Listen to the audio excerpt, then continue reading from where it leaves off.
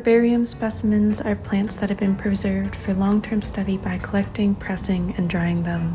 The specimen will typically consist of various aspects of plant anatomy such as leaves, flowers, fruits, stems, and roots, carefully arranged and pressed between sheets of archival paper and cardboard. Each specimen is accompanied by a label containing critical information about the plant, including its scientific name, family, collector's name, collection date, geographical location, elevation, habitat description, and other relevant details.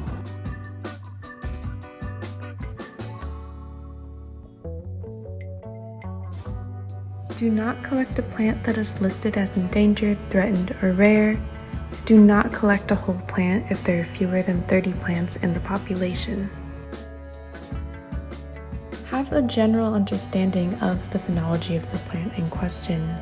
Ask yourself if it's going to be in flower, if it'll be fruiting, if it will be dormant, all very important things to keep in mind.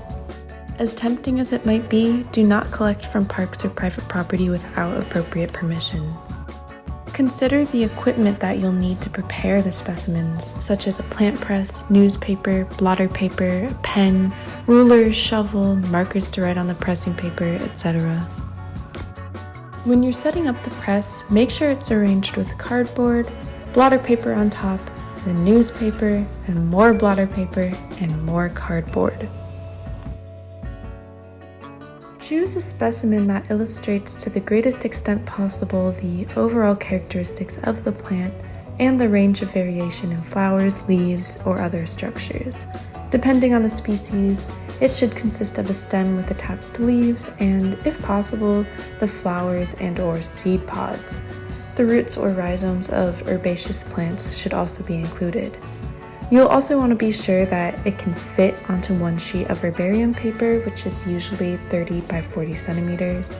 For plants that may be longer, you can always curve the stems and leaves when you're pressing to make it fit. You'll want to make note of the phenology, height, distinct characteristics, location, date, habitat, and associated species. When you're arranging the plant, make sure that you splay out both the fronts and the backs of the leaves. If the bracts or petals are particularly large or overlapping, you might also consider removing some and displaying them alongside the plant in order to enhance the visibility and clarity of other plant parts such as the reproductive structures, just making it easier for researchers to study the specimen in the future. Fill out a collection form for the herbarium you want to deposit your specimen to. After being in the press for a few hours, the plants are usually pretty malleable.